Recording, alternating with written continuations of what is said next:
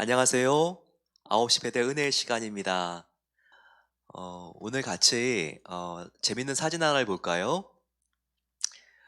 요즘 코로나 바이러스로 인해서 서로 전염을 시키는 것도 이렇게 안 될 것 같고 또 전염이 되면 안 될 것 같으니까 세례를 줄 때도 아주 이색적인 방법이 나타났다고 합니다.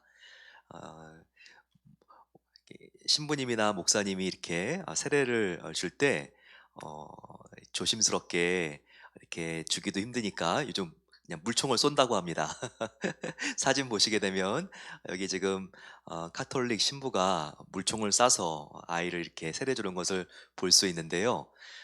정말 코로나 애프터 비포 너무나 달라진 세상이 됐죠.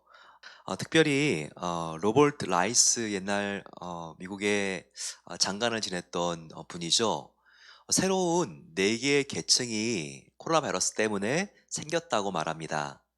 첫 번째 계층은 노동자들이 4개의 종류의 노동자가 생겼는데 더 리모트라고 하는 계층입니다. 이것은 원격 근무가 가능한 근로자들을 말하는 거죠. IT 산업에 종사하는 분들인데 거의 코로나 바이러스의 영향을 받지 않습니다.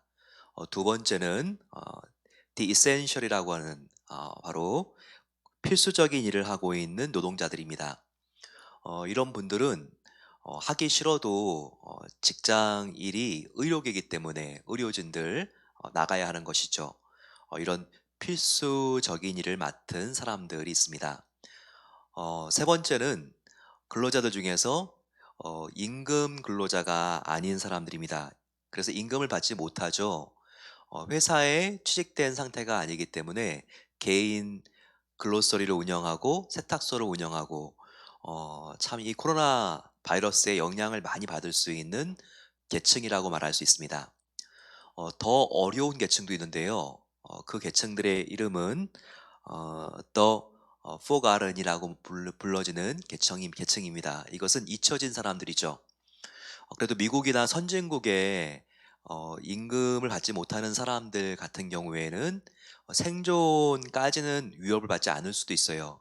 하지만 인도라든지 아프리카라든지 남미에 온두라스에 있는 그런 노동자들은 정말 코로나 바이러스로 집에 들어오게 되면 생계가 그냥 끊어지게 됩니다. 이와 같은 가장 취약적인 계층들이 있다는 거죠. 코로나 바이러스는 우리 사회가 그동안 품어왔던 이와 같은 사회적인 불균형을 더 적나라하게 보여주고 있는 현상이라고도 말할 수 있습니다. 이 4개의 계층들 모두에게 필요한 것은 복음이라고 말할 수 있습니다. 적어도 우리 교회에도 위에 3가지 계층은 있습니다. 하지만 지금 재택근무를 하고 있는 사람들에게도 마음이 우울하지 않기 위해서 필요한 것은 복음입니다. 그리고 목숨 걸고 환자들을 돌보기 위해서 병원으로 가야 되는 분들에게도 필요한 것이 복음입니다. 복음이 용기와 믿음을 주는 것이죠. 또 상당히 지금 코로나 바이러스 때문에 사업체 문도 열지 못하고 임금을 회사로부터 받는 구조가 아니기 때문에 어려운 분들, 우리가 바라봐야 될 것이 역시 복음입니다. 이 복음의 모든 해결과 그리고 닫혀진 문을 열 수 있는, 코로나 바이러스를 돌파할 수 있는 열쇠가 있는 것을 믿으시고 우리가 더 복음에 집중해야지 이 어려운 문제를 풀 수 있는 것입니다. 오늘부터 우리가 함께 살펴볼 것은 로마서입니다. 로마서는 다른 말로 복음의 심장, 복음 중의 복음, 로마서라고 합니다. 바울이 2차 선교 여행을 거의 마쳐갈 때 고린도에서 앞으로 선교하러 갈 지역인 로마 교회에게 편지를 쓴 것입니다. 즉 저작 장소는 고린도요. 이 편지를 받는 사람들은 이탈리아 로마에 있는 사람들입니다. 그 당시는 이미 바울이 가기 전부터 로마에 이미 복음이 도착해 있었고 교회가 세워져 있었습니다. 지금 이런 로마 교회에 애정을 가지고 너희가 어려운 가운데에도 교회를 지금 개척하고 또 너희가 복음 위에 서려고 하는 모습이 참 귀하다. 바울이 격려해 주면서 이 편지를 쓰고 있습니다. 특별히 로마서는요, 복음에 대하여 잘 짜여진 논문 같습니다. 우리가 졸업할 때 논문 쓰잖아요. 근데 논문 계획 없이 쓰시는 사람 있나요? 논문 계획을 잡고 프로포절만 준비하는데 거의 한 학기 1년이 갑니다. 그것처럼 이 로마서를 쓰기 위해서 바울이 그냥 파피루스의 양피지에 그냥 쓰는 것이 아니라 얼마나 그가 계획적으로 복음이 무엇인지를 소개하기 위해서 그가 먼저 연구하고 글의 구성을 작성하고 쓰는지 모릅니다. 그래서 우리가 로마서를 읽을 때 굉장히 이 복음이 무엇인지에 대한 해답을 얻을 수 있습니다. 오늘 함께 복음이 있어야지만 생존할 수 있고 부흥할 수 있는 이 코로나 시대에 우리가 복음을 꼭 붙잡기 위해서 이 로마서를 기대하는 마음으로 같이 열기를 소망합니다. 로마서는 특별히 세계사적으로 많은 세계를 뒤집은 인물들에게 영향을 준 책입니다. 로마서는 저작 연도가 약 AD 57년이죠. 하지만 이 책은요, 어, 성 어거스틴한테 영향을 줬습니다. 그래서 그가 마니교를 믿다가 이제 어, 예수님을 영접하게 되는 아주 정말 레디컬한 기회를 제공하게 됩니다. 또 1517년 10월 31일 마르틴 루터가 95개 조의 반박문을 비텐베르크 독일 성당에 딱 붙이면서 종교 개혁이 시작되었던 바로 그 계기를 루터에게 마련해 준 책도 바로 다른 책이 아닌 바로 이 로마서입니다. 저와 여러분들이 믿는 바로 지금 예수 그리스도, 이것은 구교 천주교와 다른 개신교잖아요. 이 개신교가 태동하는데 가장 중요한 영향을 준 책이 성경 66권 중에서 로마서다. 이것을 우리가 분명히 알고 이 로마서의 가치가 얼마나 대단한지를 알고 우리가 열어야 합니다. 로마서 1장을 한번 보게 되면요, 전체가 1장부터 16장까지 있습니다. 16장까지 있는데 복음이 무엇인지에 대하여 알려준 책이기 때문에 복음, 복음, 복음, 이 복음에 대한 단어들이 참 많이 나옵니다. 1장 1절, 예수 그리스도의 종 바울은 사도로 부르심을 받아 하나님의 복음을 위하여 택정함을 입었으니, 바로 굿뉴스, 가스펠, 바로 이 복음을 위해서 내가 사도로 택함을 받았습니다 라고 나와 있습니다. 자, 복음 나왔죠? 2절에도 복음이 나옵니다. 이 복음은 하나님이 선지자들을 통하여 그들의 아들에 관하여 성경에 미리 약속하신 것이라. 계속해서 복음이라고 하는 단어가 반복되어 나오는 것을 볼 수 있습니다. 그러니까 이런 복음이라는 단어를 만날 때마다 내가 이 로마서를 통해서 기대함이 있어야 되겠다. 복음이 무엇인지 내가 딱 가닥을 잡고 맥을 뚫어야 되겠다. 맥을 잡아야 되겠다. 이런 마음이 생겨야 합니다. 자, 복음은 여러 가지 정의가 있겠지만 바로 복음은 무엇인가? 바로 예수 그리스도에 대한 소식이겠죠. 복음은요. 그래서 3절에 4절에 특별히 이 복음이 무엇인지에 대하여 나와 있죠. 3절 보시면 복음은 바로 예수 그리스도가 육신으로는, 즉 혈통으로는 다윗의 혈통으로 나셨고 라는 것이 복음이라는 겁니다. 두 번째는 아까는 육신이었는데 4절에 이번에는 영으로는 예수님이 죽은 자들 가운데에서 부활하사 능력으로 하나님의 아들로 선포되셨으니 라고 나와 있습니다. 자, 정리해 볼까요? 자, 복음은 무엇인가? 예수 그리스도에 대한 소식이다 라고 했습니다. 즉 어떤 소식인가?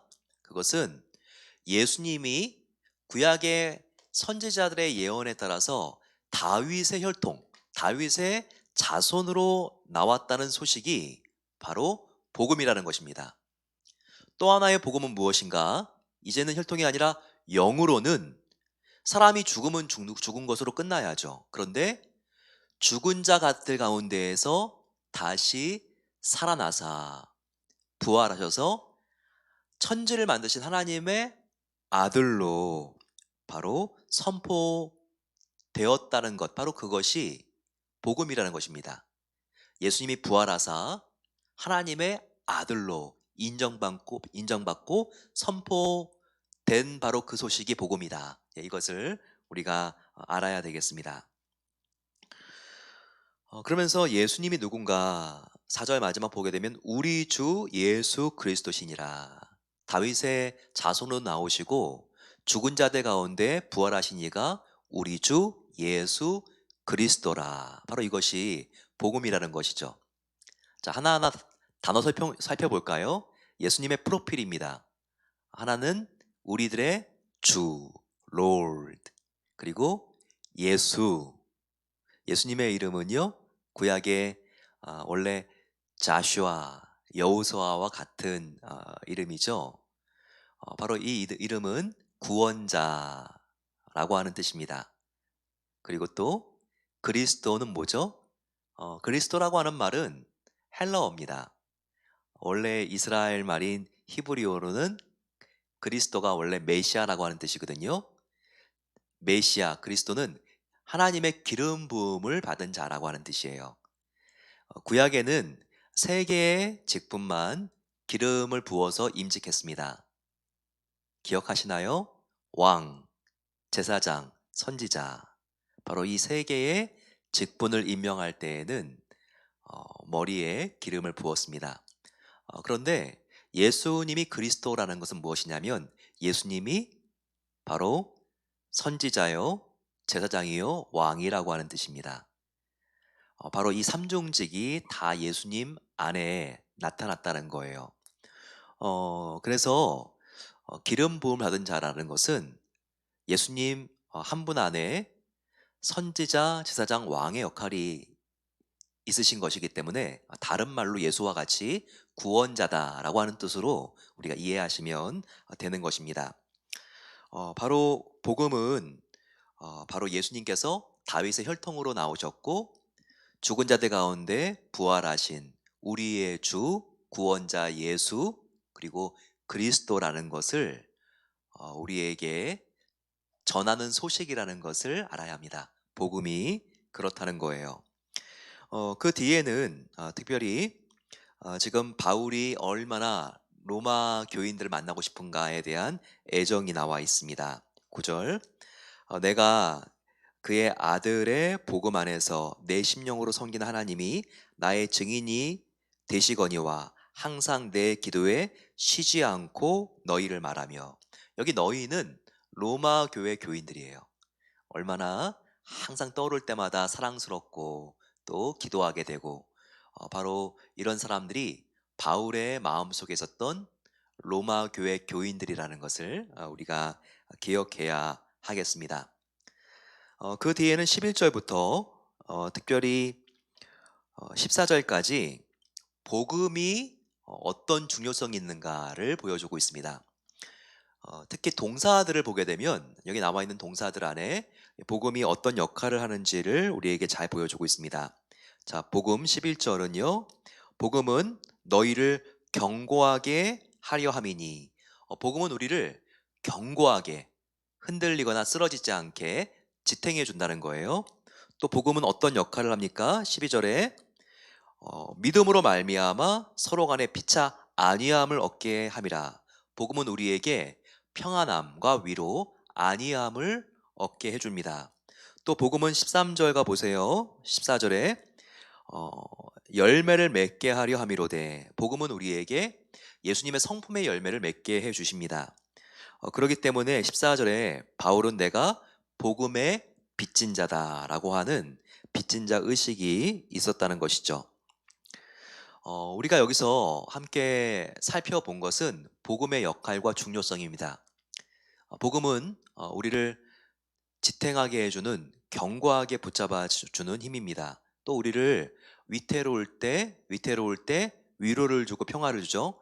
안위를 주고 또 우리로 하여금 열매를 맺게 하고 이렇게 구원받았기 때문에 복음을 통해서 우리가 복음의 빚진 자 의식이 있어서 다른 사람에게 어 전해야 한다는 마음속에 열정과 부담감, 이것은 경건한 부담감입니다. 이것을 갖게 하는 것이 바로 복음인 것을 우리에게 보여주고 있습니다. 이것이 복음이기 때문에 이 복음이 굉장히 중요한 가치가 있다는 거예요. 자, 어떤 가치가 있는가? 1장 16절과 17절은요, 너무너무 중요한 말씀입니다. 꼭 암송하셔야 돼요. 성경 전체에서 우리가 5가지 암송해야 된다 그러면 거기 안에 들어갈 수 있는 말씀. 16절과 특히 17절, 이 말씀 꼭 기억하세요. 세계사를 바꿔놓은 말씀입니다. 16절, 내가 복음을 부끄러워하지 아니하노니 이 복음은 모든 믿는 자에게 구원을 주시는 하나님의 능력이 됨이라. 먼저는 유대인에게요, 그리고 헬라인에게로다. 자, 복음을 부끄러워할 수도 있다는 거예요. 근데 바울은 내가 부끄러움을, 수치심을 복음에 대하여 갖지 않습니다라고 말한 거죠. 그 당시 로마는 이제 막 기독교가 전파되고 있는 초창기였습니다. 그래서 사람들로 하여금 지금 예수님을 믿고 그러면요, 사람들이, 그 당시 로마 사람들이 예수님에 대한 개념도 아직은 잘 없었을 때였어요. 그런데 서서히 이제 복음이 전파되면서 사회적인 차별이 오기 시작합니다. 그래서 내가 좀 크리스찬이라는 것을 속이면 사람들에게 이상한 소문에 휘말리지 않는데, 내가 크리스찬이라는 것을 이제 알게 되면 사람들이 차별하게 되고 왕따시키고, 그리고 사회적인 불이익도 이제 오는 시기였죠. 그래서 지금 바울이 너희도 복음을 부끄러워하지 마라 라고 말한 것입니다. 그러면서 지금 왜 부끄러워하지 말아야 되냐면, 복음은 믿는 모든 자에게 영생 구원을 주신 하나님의 능력이기 때문에 복음은 자랑스러워해야 되고 영광스러워해야 되지 부끄러워해서는 안 된다라는 것을 보여주고 있습니다. 저와 여러분들, 우리가 우리 직장에서 또 우리 학교에서 자녀들과 함께 시간들을 보낼 때 다른 가정이 우리에게 와서 어, Are you Christian? 이라고 묻는다면 자신 있게 나는 예수님을 정말 사랑하는 사람입니다. 나는 교회 다닙니다. 이것을 자랑스럽게 얘기할 수 있나요? 사회적인 분위기는 로마의 모습과 같이 우리 사회도 점점 나의 정체, 내가 크리스찬이고 교회를 내가 정말 온 마음을 다해서 내가 정말 섬기고 예수님을 정말 뜨겁게 사랑하는 사람이라는 것에 대하여 나타내는 것이 부끄러워지고 있는 시대입니다. 근데 부끄러움은 왜 생기죠? 부끄러움은 다른 이유가 아니라 우리가 가치의 문제입니다. 정말 내가 믿는 복음, 예수님에 대하여 내가 가치 없이 여길 때 우리가 부끄러움이 생기는 거예요. 그것을 믿고 의지하는 것에 대해서. 하지만 정말 내가 그 가치를 알고 그 가치가 너무나 귀한 것을 알기에 내가 자랑스럽고 이런 마음을 갖게 되면 우리는 그에게 속한 것을 자랑하게 됩니다. 저와 여러분의 배우자가 너무나 이렇게 사람들이 생각했을 때 정말 한번 생각해 보세요. 가정인데요. 화상을 당해서 정말 얼굴이 막 정말 너무나 흉측하게 생겼고, 그리고 정말 능력이 없고, 그러면 내가 그이에게 소속된 것에 대하여 내가 막 자랑할 수 있습니까? 예, 주저할 수가 있죠. 하지만 정말 그 사람이 나를 너무나 사랑하고, 그리고 내가 생각만 해도 그 사람이 너무나 기쁘고 자랑스럽다면 사람들 앞에서 내가 그에게 소속된 것을 우리가 부담스러워하거나 수치스러워하는 것이 아니라 정말 자랑하게 됩니다. 꼭 기억하세요. 지금 복음을 부끄러워하고 있다면 지금 아직까지 복음의 가치를 제대로 알고 있지 못한 거예요. 로마서를 통해서 복음이 무엇인지, 나를 위해서 예수님께서 생명을 바치신 그 복음, 그리고 내가 이 땅에서 끝나는 삶이 아니라 나를 영원히 살게 하는 그 복음, 그 가치를 다시 회복하시고 깨닫게 됨으로써 이 복음을 자랑하시는 놀라운 변화가 함께 하시기를 소망합니다. 따라서 이 복음을 누군가에게 전하는 것을 주저하거나 부끄러워하는 것이 아니라 담대하게 전할 수 있고, 또 기회가 있을 때뿐만 아니라 없을 때도 전할 수 있는 정말 그 은혜가 함께 하시기를 소망합니다. 예수에 미쳤다는 것을 부끄러워하는 것이 아니라 나는 정말 예수에 미쳤습니다, 이것을 자랑스러워할 수 있는 저와 여러분 되시기를 소망합니다. 그리고 나서 마르틴 루터의 인생을 완전히 변화시켰던 로마서 1장 17절 말씀이 나오죠. 17절 말씀은 제법 긴데 그 끝에 나와 있는 말씀이 중요합니다. 복음에는 하나님의 의가 나타나서 믿음으로 믿음에 이르게 하나니 기록된 바 오직 의인은 믿음으로 말미암아 살리라 함과 같으니라. 기록된 바 의인은 무엇으로 말미암아 산다고요? 행위가 아니라 믿음으로 말미암아 살리라라고 지금 말하고 있습니다. 얼마나 이 말씀이 지금 가슴에 와 닿으시나요? 얼마나 이 말씀이 분명하고 선명하게 깨달아지시나요? 우리가 마르틴 루터가 회심한 계기를 보면 우리가 이 말씀이 조금 더 우리에게 생생하게 다가올 수 있습니다. 어, 마르틴 루터는요, 자기가 행위로 구원받기 위해서, 행위로 하나님 앞에 정말 의롭게 되기 위해서 안간 애를 쓴 사람입니다. 그처럼 정직하게, 그처럼 신실하게 산 사람이 없었어요. 죄책감이 자기를 힘들고 어렵게 하니까 그냥 어, 법률을 공부하면서 외부상에 살다가 그는 수도원으로 들어왔습니다. 그런데도 외부와 차단된 수도원이었는데도요, 마음속에 계속 죄가 떠오르는 거예요. 마음속에 욕심이 생기고 또 이성에 대한 음란함이 그 마음속에 스치고 지나가고 너무나 마음이 괴롭고 힘들었습니다. 그러면서 그가 정말 의롭게 되고 싶어서 성지순례를 계획하죠. 그래서 그가 있던 독일로부터 이탈리아 성 베드로 성당 교황청으로 그가 성지순례를 왔습니다.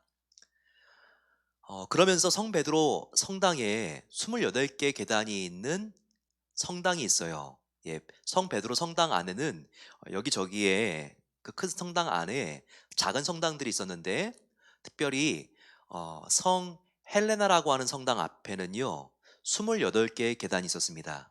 이 계단은 원래 이탈리아 지금 교황청에 있는 계단이 아니었어요. 이것은 원래 이스라엘에 있었던 계단인데, 바로 예수님을 십자가에 못 박을 수 있도록 언도한 총독 빌라도 총독이 사용했던 예루살렘의 관저, 그 앞에 있었던 28개의 계단이었습니다. 거기를 예수님이 홍포를 입고 걸어 올라오셨어요. 예, 근데 예수님이 걸어 올라오신 계단이면 얼마나 그것이 성스럽게 느껴졌겠어요. 그래서 콘스탄티누스 황제의 어머니인 성 헬레나가 예루살렘에 있는 그 28개 계단을 다 뜯어와서 바로 이 성 베드로 성당 옆에 있는 바로 그 성당의 계단으로 옮겨 놓은 것이었어요. 그 뒤로부터 예수님께서 걸었던 이 성당을 무릎으로 올라오면서 끝까지 절을 하고 계단 하나하나마다 키스를 하고 올라오면 거룩하게 되고 의롭게 된다고 하는 바로 그와 같은 전통과 전설이 있었습니다. 그래서 1510년도 종교개혁이 일어나기 7년 전에 바로 이 성지순례에 와서 마르틴 루터가요 이 28개의 계단을 올라갑니다. 28개의 계단 하나하나를 무릎으로 기어서 이마로 한 계단 한 계단을 머리로 이렇게 이마로 계속 쳐박으면서, 그리고 그가 키스를 해가면서 그렇게 올라갔어요. 어느새 자기의 무릎은 다 까져서 피가 흐르고 있었고 이마도 상처가 나서 피가 흐르고 있었습니다. 그런데 계단 중에서 굉장히 반짝이는 계단이 하나 있었어요. 그것은 예수님이 올라가시다가 거기서 무릎을 꿇었다고 하는 그 계단이기 때문에 다른 사람들이 그 계단을 무릎을 꿇고 올라가게 되면 2배 속죄 효과가 있다고 해서 사람들이 거기에 하도 무릎을 비웠기 때문에 반짝반짝거리고 있는 바로 그와 같은 계단이었어요. 바로 그 계단도 지나서 마르틴 루터가 28개 계단 꼭대기까지 올라가서 딱 마음속에 떠오른 말씀이 있었습니다. 바로 그것이 로마서 1장 17절 말씀이에요.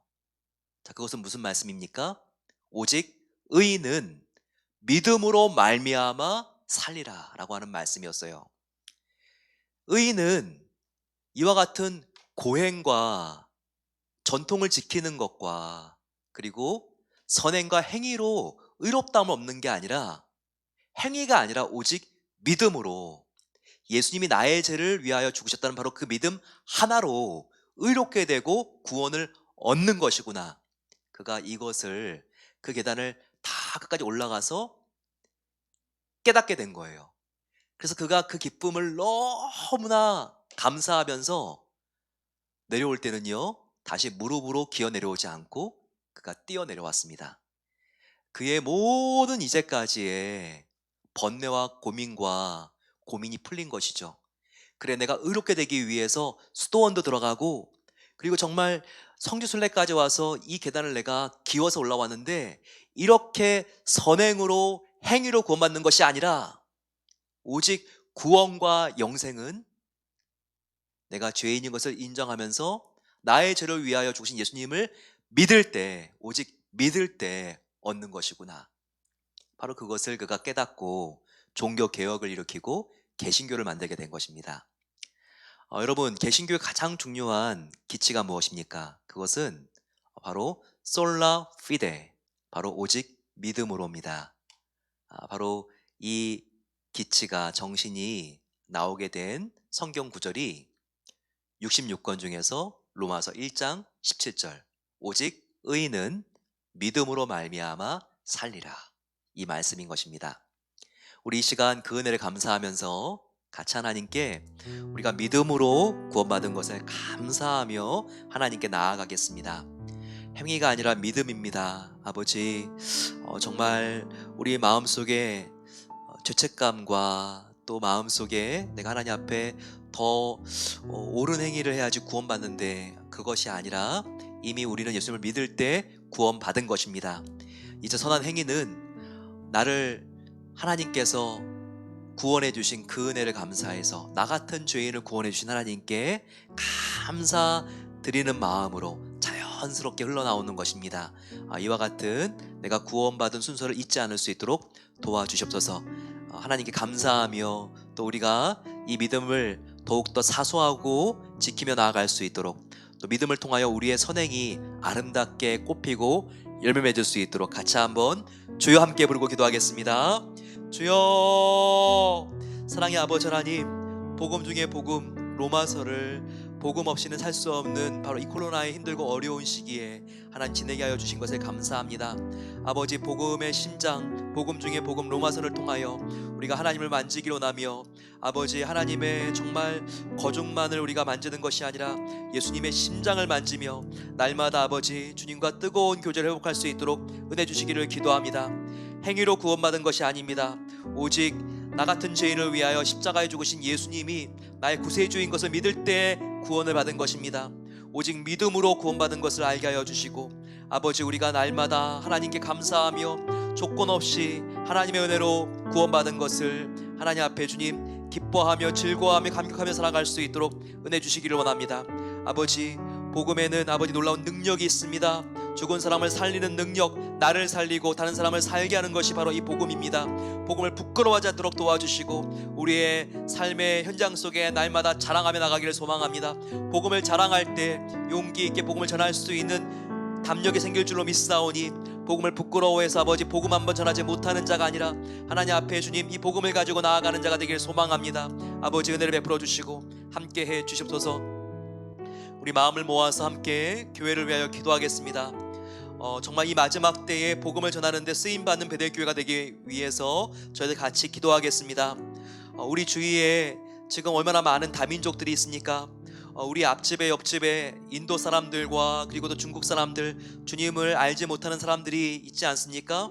어쩌면 그분들은 우리가 아니면 평생 동안 복음을 한 번도 정말 깊이까지 그들이 이해할 수 없는, 들을 수 있는 기회가 없는 분들일지도 모릅니다. 아버지, 우리를 통하여, 나를 통하여 복음이 흘러갈 수 있도록 도와주시고, 나도 아버지 하나님 복음을 전할 수 있는 정말 그 마음의 준비를 항상 깨어서 할 수 있도록 하나님께서 은혜를 내려 주시옵소서. 같이 한번 주님 함께 부르고 기도하겠습니다. 주여, 사랑의 아버지 하나님 감사합니다. 오늘 이 복음이 얼마나 가치 있고 영광스러운 복음인지를 알게 하시니 감사합니다. 오 아버지, 우리를 통하여 복음이 지역사회 가까운 이웃들에게 흘러갈 수 있도록 도와 주시옵소서. 우리들에게 주님 불신자들이 있는 것은 그냥 있는 것이 아닙니다. 우리를 통하여 하나님의 복음이 흘러가기 위해서 하나님께서 지금 마침 그 장소 그 위치에 우리를 불러준 것을 믿습니다. 아버지, 우리의 행실이 더욱더 하나님을 닮아 구원받은 자답게 더욱더 사랑과 선행으로 격려하며 우리 가운데 따뜻한 사랑이 있어 안부를 물어주며 어려울 때 도와주는 마음을 가질 수 있도록 도와주셔서 주님, 그들이 복음의 아버지 하나님 마음을 열게 하여 주시고 우리의 말과 행동에 정말 아버지 매력을 느끼며 저희들이 아버지 하나님 그 귀한 복음을 흘려보낼 수 있도록 하나님께서 사용해 주시고 함께 해 주시기를 기도합니다. 아버지, 마지막 때 베델교회에게 성령 언주도 허락한 것은 이 지역사회 하나님의 복음을 흘려보내기 위하여 하나님께서 여기 세워주신 것을 믿습니다. 특별히 아버지 하나님 다민족들이 살고 있고 빈민들이 있는 곳, 아버지 이곳 가운데 우리가 교회를 통하여 하나님의 복음을 흘려보내기를 소망합니다. 베델교회가 세워진 아버지 하나님, 이 심리 근방에 복음을 듣지 못하는 사람들이 있지 않도록 도와주시고 아버지, 우리가 깨어 전도하며 그분들에게 사랑과 진실함으로 하나님의 복음을 흘려보낼 수 있는 귀한 교회가 될 수 있도록 영적인 지정학적으로 중요한 위치에 우리 교회를 세워주셨사오니 더욱더 깨어 아버지 우리가 복음을 전하는 일에 나아가기를 소망합니다. 아버지 하나님, 우리의 자녀들 더욱더 복음 안에 아버지 하나님의 영광을 알게 하여 주시고 이 복음의 생명을 그들이 붙잡으며 하나님의 기쁨이 되는 삶을 살아갈 수 있도록 도와주십소서. 우리의 부모님들 가운데에도 하나님께서 함께 해주시기를 기도합니다. 예수님의 복음을 알게 하시고 우리의 죄를 위하여 십자가에 달려주신 예수님, 그 예수님의 아버지 놀라운 은혜와 부활의 능력을 믿고 주님께로 나와 아버지 예수님을 믿을 수 있는 그 은혜의 날을 하나님께서 앞당겨 주시기를 소망합니다. 아버지, 은혜를 베풀어 주시옵소서. 마지막으로 우리가 앞에서 나눈 것처럼 지금 이 코로나 사회 속에 있지만 많은 계층들과 근로자들의 종류가 있습니다. 아버지 하나님께서 정말 한 분 한 분의 정말 이 코로나 바이러스로 어려운 분들 가운데 함께 해주셔서 하나님의 은혜가 흘러가며 복음 붙들고 승리할 수 있도록 마음을 모아서 기도하겠습니다. 주여, 아버지 코로나 바이러스로 어려운 때지만 우리가 서로 고통을 당하는 종류가 다 다른 것을 우리가 느낍니다. 아버지 하나님, 원격 근무로 또한 근무하시는 분들이 계십니다. 아버지 하나님께서 그 기간이 길어질수록 마음이 지치고 힘들지 않도록 함께 하시고 예수님이 친구가 되어 주셔서 날마다 성령님의 충만함을 입을 수 있도록 도와주시기를 기도합니다. 아버지 하나님, 또한 필수적인 일들을 하는 귀한 아버지 우리의 성도님들이 계십니다.